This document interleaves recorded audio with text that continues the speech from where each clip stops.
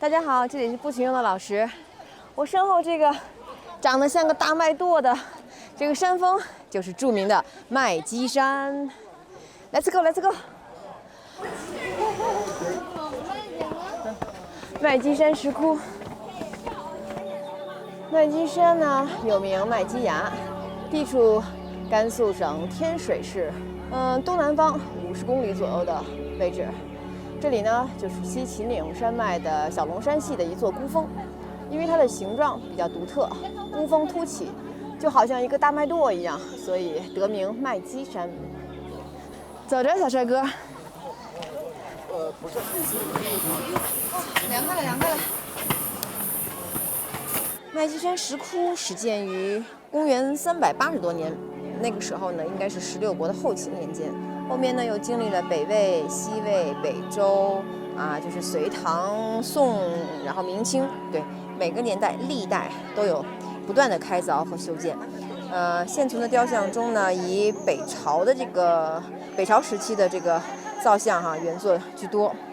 尤其是公元6世纪末的这个隋代，基本就建成了，并完整的保存到了今天。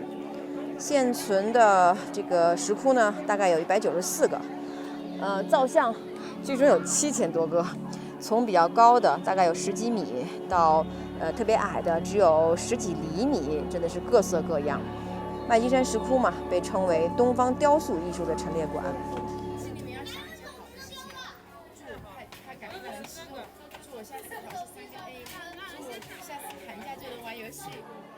其实这个石窟开凿起来看上去是不是很艰难？在这样的悬崖峭壁之上，怎么能这样去开凿这样的石窟呢？据考像麦积山的这个山石是一种非常奇特的石头，这种山石它整个这种褐红色或者叫紫褐色这个叫水成子母岩，这是非常不容易去雕刻的，是很坚硬的。所以呢，这些造像这些雕塑其实主要是以这个泥塑然后来做造型的，因为它太大了，它必须要用这种先把这木桩子打进去，然后才能把表面的这些东西能够固定住。所以当表面的这层泥塑脱落以后，我们就看到了很多这样的这种方孔或者是圆孔，这些其实都是原来的那个基础。然后木头呢，时间长了可能腐烂了，可能掉落了，各种原因吧，所以就露出来了很多的这样的这些凿洞。这也太高了，这一节半米，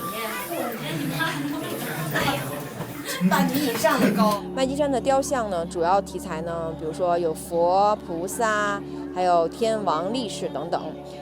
尽管各代的这个雕像都会同处一室，但是呢，却又保持着各自的时代特色，非常有意思。所以有人说如果说这个敦煌是一个大壁画馆的话呢，那么麦积山则是一个大的雕塑馆。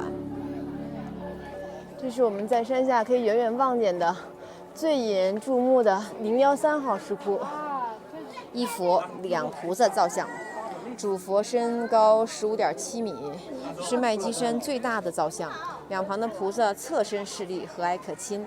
1982年修复中，从主佛右脸内出土了手抄本《金光明经》一卷，又从白毫像中出土了有南宋的绍兴27年墨书记白瓷碗一件。哇塞，太棒了！麦积山石窟的一大特色呢，就是很多的造像非常的世俗化，它并没有把神佛那种庄严肃穆的那种拒人千里之外的感觉塑造出来。当然也有很多的造像呢都非常的和蔼可亲，然后有一些在微笑，还有一些在窃窃私语，一种活灵活现的很生动的感觉，这也是它非常吸引人的地方。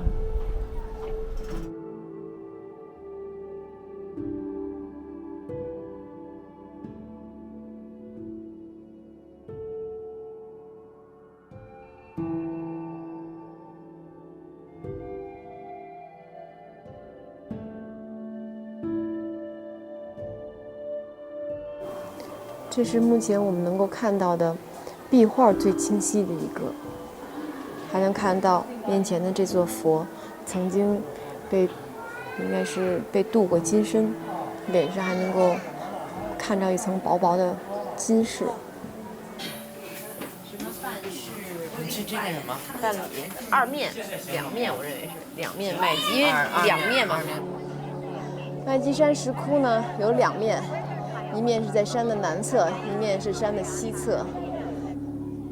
这里是小有洞天，从这个小有洞天就是东崖和西崖的连接处。我们从这个小有洞天穿过来，然后就到了西崖。所以刚才我们游玩都是东崖，而且那只是其中的一半儿。这边是西崖。走着走着。跟小文同学会合了。嗨，胜利会师。快走吧，队长吧。还有10分钟就关门了，赶紧走吧。这个就是那个连廊，刚才我问了一下工作人员，这就是从东到西的那个。西崖，因为它这本身是有2个崖嘛，而且因为地震，好像给震出问题来，然后变成东崖和西崖。爸爸，你知道这是什么？这一片应该是被地震震没了的。对啊，他们说了，我把这儿拍一下，这好惨。本来应该有哭的，对啊，这被震没了，所以才分崖了。震成一面白墙。不然的话，这应该是完全连在一起的。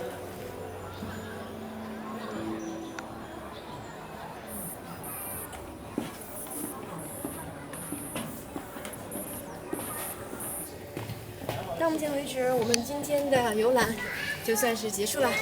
从东岩到西岩，也游览了上百个石窟，不敢说把200多个石窟全部都看完，因为有很多也还关着，并没有开放嘛。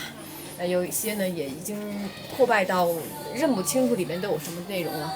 所以我重点的几个窟呢，我们就仔细的看了一下。还是非常有收获的，有一些呢特别精美，有一些呢神态又让你觉得特别的祥和，真的很舒服。我觉得麦积山石窟的一个非常大的特点就是它很多的这个神像哈，很多的造像，它的这个造型没有特别严格的按照，比如说像神啊，或者是说佛呀那种应有的严肃，那种神秘，那种威严的那种感觉，反而呢很多的这个神像的面部表情很柔和，很亲民，是很世俗化的这样的一些风格，确实是让你觉得跟你特别亲近，很舒服，很舒服，我喜欢这种感觉。